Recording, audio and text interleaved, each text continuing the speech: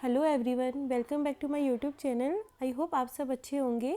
आज की वीडियो में हम अपनी कॉम्प्लेक्स एनालिसिस की सीरीज़ को कंटिन्यू करते हुए जो भी हमने अभी तक टॉपिक पढ़े थे, जैसे CR equation, analytic function, harmonic conjugate, मिलनी थॉमसन मेथड, उनसे रिलेटेड प्रीवियस 5 ईयर तक के जितने भी क्वेश्चंस नेट और गेट में आए हैं उनको सॉल्व करेंगे। तो स्टार्ट करते हैं। देखिए, जो हमारा फर्स्ट क्वेश्चन है, ये क्वेश्चन हमारा CSIR नेट जून 2015 का क्वेश्चन है जो कि CR पे बेस्ड है। तो देखते हैं इसको कैसे सॉल्व करना है। तो क्वेश्चन देखिए, क्वेश्चन में आपको दिया हुआ है let f be a real valued harmonic function on C, that is f satisfies the equation del 2f over del x square plus del 2f over del y square equal to 0। ये कौन सी equation होती थी, हमने पढ़ी थी harmonic function की। ठीक है, डिफाइन द फंक्शंस g। एक फंक्शन आपको g डिफाइन कर रखा है और एक फंक्शन h डिफाइन कर रखा है। ठीक है, दो फंक्शंस दे रखे हैं और आपसे पूछ रखा है कि g और h दोनों ही होलोमॉर्फिक है। g होलोमॉर्फिक है बट h होलोमॉर्फिक नहीं है, h होलोमॉर्फिक है, g नहीं है।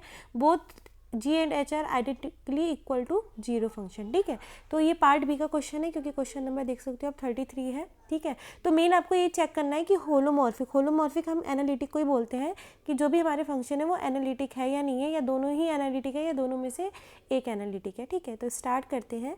तो सबसे पहले अगर आप देखेंगे तो आपको फंक्शन दिया हुआ है g, इसे डिराइट कर लेती हूँ मैं। तो g दे रखा था मुझे, g इक्वल टू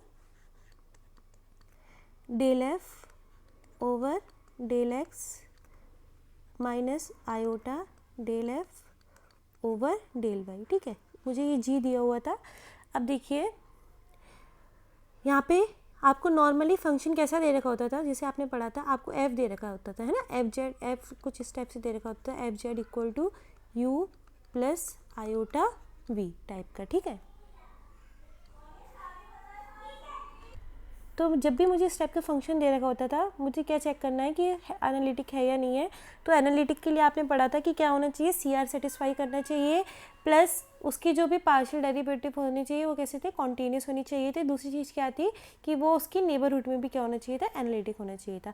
तो जब भी आपको ऐसा FZ दे रखा होता था तो आप कैसे चेक करते थे, UX निकालते थे और देखते थे इक्वल टू VY और UY equal to minus VX, ये मेरी CR इक्वेशन होती थी। ठीक है, तो सेम आप यहाँ पे भी लॉजिक लगाइए। यहाँ पे U क्या होगा, यहाँ पे U हो जाएगा आपका ऑन कंपैरिजन। जब आप कंपैरिजन करोगे तो देखो यहाँ पे U क्या था आपका, यहाँ पे U था, यहाँ पे U क्या था आपका, यहाँ पे U था रियल पार्ट फंक्शन का f का।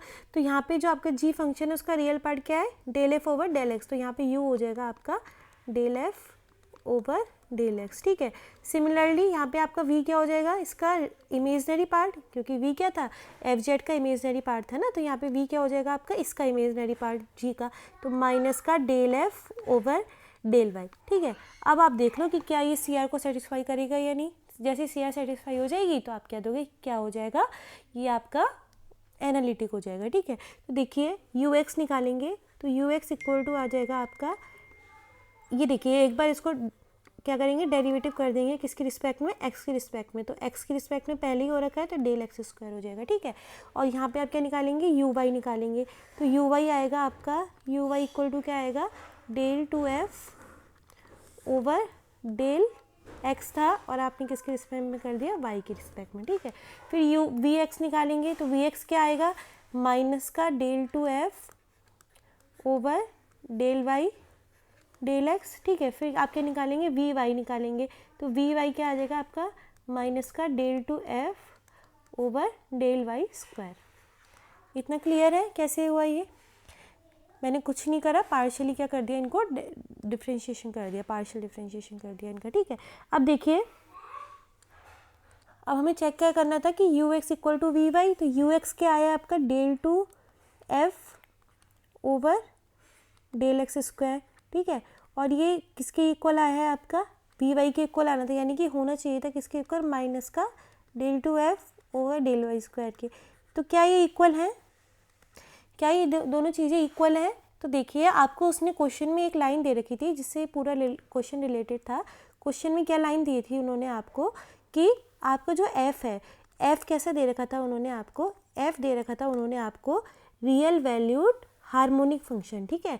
अगर हार्मोनिक है तो ये वाली कंडीशन को क्या करेगा, सेटिस्फाई करेगा। और आप यहाँ पे क्या करो, यहाँ पे यही वाली कंडीशन लग रही है, क्योंकि देखो आप जब इसे इधर ले जाओगे तो क्या बनेगा, जब आप इसे इधर ले जाओगे तो ये बनेगा आपका del two f over del x square, ठीक है। माइनस आके इधर प्लस हो जाएगा del two f over del y square equal to 0, है ना। और यही आपको चीज़ यहाँ पे दे रखी थी उन्होंने, यहाँ पे भी तो यही दे रखा था कि ये आपका 0 है, क्योंकि हार्मोनिक फंक्शन है ना।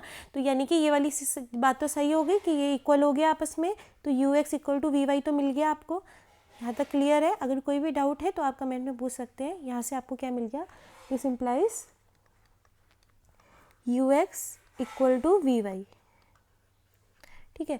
दूसरी चीज़ क्या मिलनी चाहिए थी, u y equal to minus का वी एक्स। तो देखिए क्या मिला है आपको, आपको मिला है यहाँ पे यू वाई क्या मिला है आपको, del two f over del x del y, और इक्वल टू क्या मिला है आपको, del two f over v y, u y equal to v x, है ना, माइनस का डेल वाई डेल एक्स। तो अगर आपने पार्शियल डिफरेंशिएशन जब पढ़ा था तो आपने देखा होगा कि आप क्या करें, डेल एक्स डेल वाई करें या डेल वाई डेल एक्स करें, दोनों का ही क्या रहता है, सेम रहता है ना। तो यहाँ पे क्या हो गया, ये वाली भी इक्वल आ गई, तो ये क्या इम्प्लाइज करेगा, this implies u y equal to किसके आ गया, माइनस के वी एक्स के आ गया, ठीक है। तो ये भी कंडीशन सेटिस्फाई हो गई, ये भी कंडीशन सेटिस्फाई हो गई। अब बात क्या आती है, कौन पार्शियल डेरिवेटिव, वो तो हमें पता ही है इसके पार्शियल डेरिवेटिव क्या है, कॉन्टीन्यूअस है, ठीक है। ये रहे आपके इसके पार्शियल डेरिवेटिव। दूसरी चीज़ क्या हो गई, अब आप कह दोगे कि ये क्या है, एनालिटिक है। नहीं, देखो यहाँ पे क्या बात हुई थी कि हमने क्या कहा था, जब भी पार्शियल डेरिवेटिव कॉन्टीन्यूअस आ जाते हैं तो हम डिफरेंशिएबिलिटी एश्योर कर सकते हैं। एनालिटिसिटी कब कहेंगे, जब वो पर्टिकुलर एक पॉइंट पे ना हो के क्या हो, हर एक पॉइंट पे हो। अब आप देखो ना, यहाँ पे कोई आपको पॉइंट मिला, आपको यहाँ पे यू एक्स और वी वाई को इक्वल करने पे कोई कंडीशन मिली नहीं, यहाँ पे तो वो हर जगह ही इक्वल है। इसका मतलब ये क्या होगा, किसी पॉइंट पे ना होके पूरे के पूरे उसके नेबरहुड हर जगह पे क्या हो गए, सी आर को सेटिस्फाई कराएगा, है ना। तो यहाँ पे ये क्या हो जाएगा, होलोमॉर्फिक हो जाएगा, ठीक है। कौन सा फंक्शन, जी। तो अभी तक हमें क्या पता चल गया कि जी तो होलोमॉर्फिक है।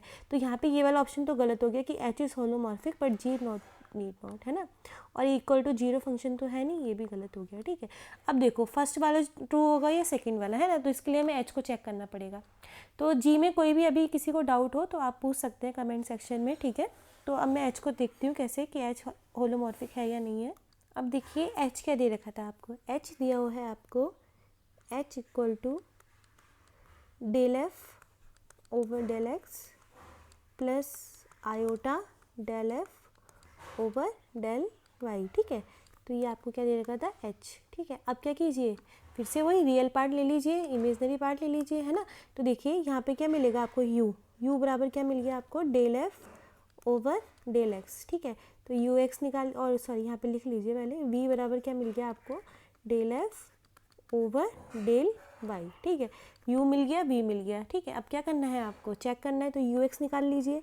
यू एक्स इक्वल टू आ गया आपका del two f over del x square, u y equal to आ गया आपका del two f over del x del y, ठीक है। एक सेकेंड, अब हम क्या निकालेंगे यहाँ पे, वी एक्स, ठीक है। तो वी एक्स क्या आ जाएगा आपका, वी एक्स इक्वल टू आ जाएगा आपका del two f over del y del x, ठीक है।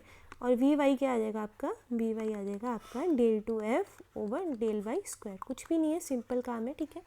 अब फिर से वही सी आर देखिए, तो यू एक्स इक्वल टू क्या होना चाहिए था, वी वाई क्या होना चाहिए था, यानी कि del two f over del x square equal to होना चाहिए था del two f over del y square के, ठीक है। अब आप देखेंगे कि यहाँ पे क्या हो रहा है, अगर आप यही वाली कंडीशन से जाएं, एरो भी लगा हुआ है पहले वाला हमारा, ठीक है। तो ये कब, यहाँ पे ये कंडीशन क्या इंप्लाइज कर रही है, ये कंडीशन इंप्लाइज कर रही है कि del two f over del x square is equal to है माइनस के del two f over del y square के, ठीक है।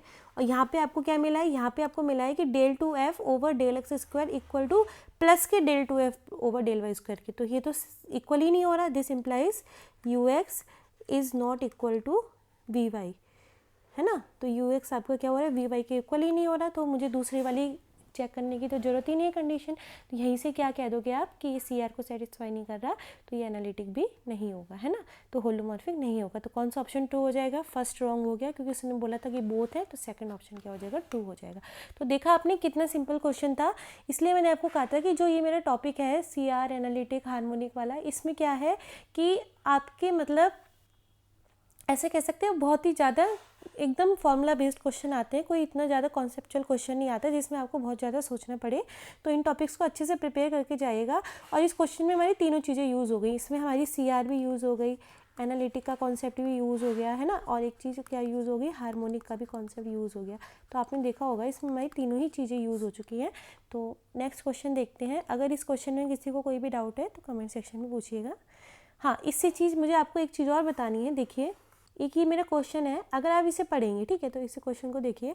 Late f z equal to u plus iota b for z equal to x plus i y where x and y are real numbers b are non constant analytic function on the complex plane c. Let ux, vx and uy, vy denote the first order partial derivative of u which is equal to real part of fz and v equal to imaginary part of fz with respect to variables x and y respectively. Consider the following two functions g1 equal to ux minus iota uy, g2 equal to vx plus iota vy. Then आपसे वही पूछा है कि analytic है या नहीं। तो देखेंगे आप बिल्कुल सेम क्वेश्चन है, डिट्टो, कोई भी उसमें आपको डिफरेंस नहीं आएगा। जब आप सॉल्व करोगे ना, दोनों ही एक ही क्वेश्चन है। यहाँ पे ux लिखा हुआ है ना, तो ux का मतलब क्या हुआ, एक तरीके से del u over del x ही तो हुआ। और वहाँ पे भी तो आपको क्या दे रखा था, उन्होंने डायरेक्ट लिख के दे रखा था del f over del x, ठीक है। फिर दूसरी चीज़, अब आप सोचोगे यार वहाँ पे हमने एक चीज़ यूज़ करी थी, हार्मोनिक का यूज़ किया था, यहाँ तो हार्मोनिक वाली कंडीशन दे ही नहीं रखी, तो दे रखी है, इनडायरेक्टली दे रखी है, वहाँ डायरेक्टली दे रखी थी, यहाँ पे इनडायरेक्टली दे रखी है। यहाँ पे ये देखो ना, उसने आपको क्या बोला है, नॉन कांस्टेंट एनालिटिक फंक्शन। तो एनालिटिक है तो हार्मोनिक तो होएगा ही ना। अगर कोई भी फंक्शन एनालिटिक है तो हमने पढ़ा था हर एनालिटिक फंक्शन क्या होता है, हार्मोनिक, क्योंकि उसके रियल एनालिटिक फंक्शन के रियल और इमेजिनरी पार्ट क्या करते हैं, हार्मोनिक को सेटिस्फाई करते हैं। तो यहाँ से आपको वो वाली कंडीशन मिल जाएगी जिसकी नीड पड़ेगी आपको, किसकी, हार्मोनिक कंडीशन वाली, u x x plus b y y u y y equal to 0, है ना। तो यहाँ से आपका वो वाला पार्ट निकल जाएगा, यहाँ से ये आपको मिल जाएगा। तो आप देखोगे दोनों ही क्वेश्चन सेम है। एक तरीके से हम ये कह सकते हैं कि ये वाला क्वेश्चन रिपीटेड आ रखा है, ठीक है। तो आपका इसके थ्रू ये वाला क्वेश्चन भी हो जाएगा। ये जो क्वेश्चन है मेरा, ये मेरा गेट 2021 में आ रखा था और वो मेरा जून 2015 में आ रखा था नेट का, ठीक है। तो दोनों ही सेम क्वेश्चन है, तो उसके थ्रू आपके दोनों क्वेश्चन हो गए, ठीक है। तो हम नेक्स्ट क्वेश्चन देखते हैं। देखिए मेरा क्वेश्चन है, ये मेरा दिसंबर 2017 में आ रखा है नेट में, ठीक है। तो ये भी क्वेश्चन हमारा इन्हीं टॉपिक्स पे बेस्ड है। तो देखिए उसने आपको दे रखा है कि C2C एक होलोमॉर्फिक फंक्शन दे रखा है और U रियल पार्ट है, V इमेजिनरी पार्ट है, और आपको पूछा है कि ये वाली जो आपको एक एक्सप्रेशन दे रखा है इसकी वैल्यू किसके इक्वल आएगी, ठीक है। तो आपको एक तरीके से किसके बारे में पूछा है उसने आपको एक तरीके से पूछ रखा है एफ डैश जेड का मॉडुलस, है ना, क्योंकि x प्लस आयोटा वाई क्या होता है आपका, जेड ही होता है। तो एफ डैश जेड का मॉडुलस पूछा है किसके इक्वल आएगा इनमें से, ठीक है। तो देखिए सॉल्व करते हैं इसको। नॉर्मली आपका क्या रहता है, एफ डैश जेड क्या रहता है, एफ जेड क्या रहता है, एफ जेड रहता है आपका u प्लस आयोटा v, है ना। तो एफ डैश जेड क्या रहेगा, एफ डैश जेड सपोज आप x के रिस्पेक्ट में अगर इसको क्या कर रहे हो, पार्शियली डेरिवेटिव कर रहे हो, तो ये बनेगा ux प्लस आयोटा vx के, ठीक है। अब इसका मॉड निकालना है, तो मॉड में तो पता है आपको रियल पार्ट का स्क्वायर हो जाएगा और आपका इमेजिनरी पार्ट का स्क्वायर हो जाएगा। तो रियल पार्ट क्या है, ux और vx, तो इसका मॉड निकाल लो। मॉड निकालोगे तो बराबर क्या मिलेगा, under root ux square plus v square, ठीक है। तो देख लीजिए ऑप्शन में ये वाला है किसी का। फिर सॉरी यहाँ पे उसने आपको स्क्वायर भी दिया है ना, यहाँ पे उसने आपको स्क्वायर भी दे रखा है। तो इससे अब इसका स्क्वायर करोगे आप, तो इसका स्क्वायर होके क्या आ जाएगा, यहाँ पे भी स्क्वायर हो जाएगा, ये आ जाएगा u x square plus v x square, ठीक है। तो ये वाला ट्रू है कि नहीं है, कोई ऑप्शन है, सेकेंड ऑप्शन ट्रू हो गया इससे हमारा, ठीक है। अब बाकी के भी चेक करने हैं, क्योंकि ये जो मेरा क्वेश्चन है ये क्या है, पार्ट्स बी सी का क्वेश्चन है, देखो ना क्वेश्चन नंबर 80 है ना। तो इसमें मुझे बाकी के भी चेक करने हैं, तो बाकी के भी चेक करूँगी। अब मैं बाकी के कैसे चेक करूँ, अब आप सोच रहे होंगे कि यार एक ही तो चीज़ होगी। यहाँ पे क्या कर सकते हैं हम, इस वाले एक्सप्रेशन पे आप क्या कर सकते हो, इस पर सी आर इक्वेशन लगा सकते हो ना यहाँ पे। तो सी आर इक्वेशन लगा दो। तो जैसे आप सी आर इक्वेशन लगाओगे तो आपको क्या मिलेगा, अभी आपने क्या लिखा था, f z equal to u plus iota भी, तो अब आप क्या लिख सकते हो, एफ डैश जेड, सॉरी यहाँ पे लगाएंगे ना हम सी r equation.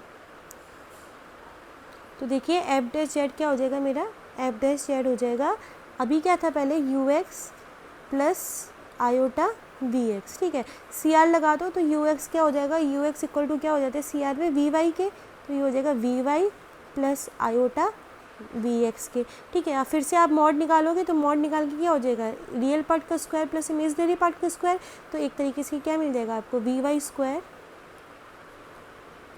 Plus b x square, ठीक है। तो देख लीजिए क्या ये वाला ऑप्शन है, तो ये ऑप्शन 4 भी ट्रू हो गया इसका, ठीक है। बाकी के भी चेक करेंगे, ठीक है। तो अब बाकी में देखोगे आप, तो ये वाला देखते हैं पहले फर्स्ट वाला। तो फर्स्ट वाले में क्या कर रखा है उन्होंने, यू एक्स को ले रखा है ना, तो यू एक्स को तो ले लो आप, है ना। तो एफ डैश जेड आ जाएगा यहाँ से आपका, एफ डैश जेड आ जाएगा, ये मैं कौन सा चेक कर रही हूँ, फर्स्ट वाला।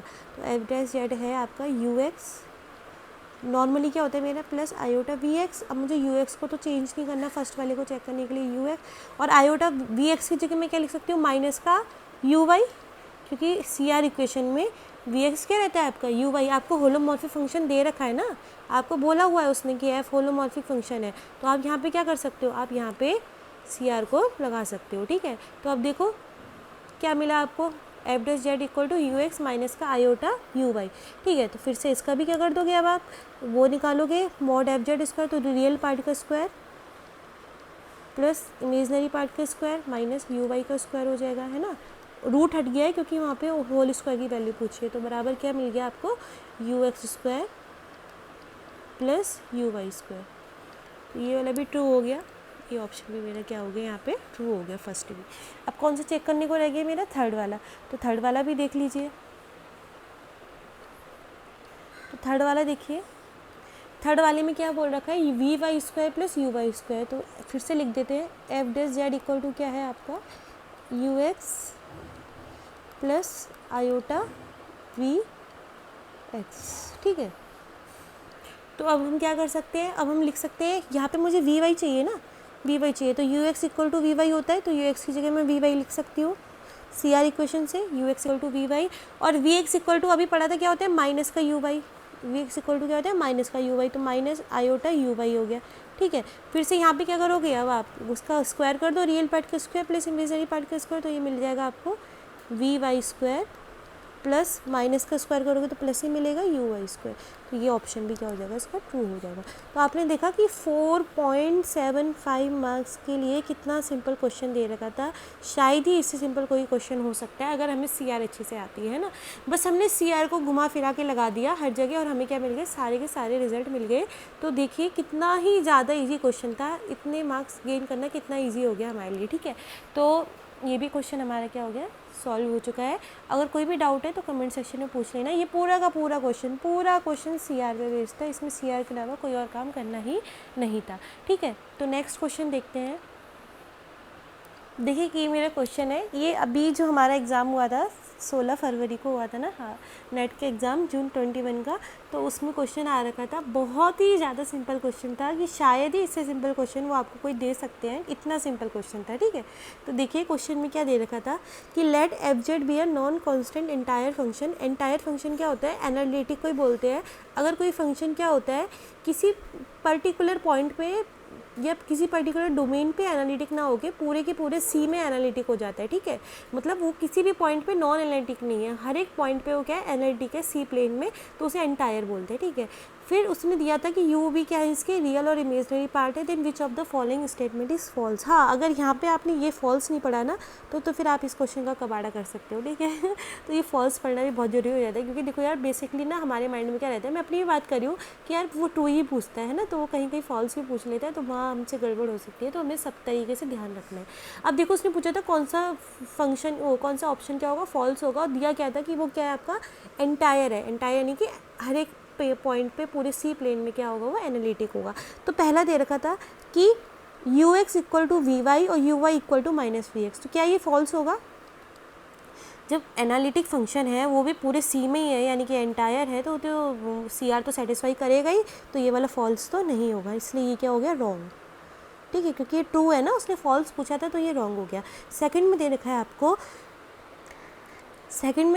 आपको कि u y equal to v x, ठीक है, and u x equal to minus v y. तो सी आर ये तो नहीं होती ना, सी आर तो क्या होती है, u x equal to v y, ये माइनस उसने यहाँ पे लगा दिया, इसका माइनस यहाँ लगा दिया, जबकि इसका माइनस यहाँ आना था, है ना।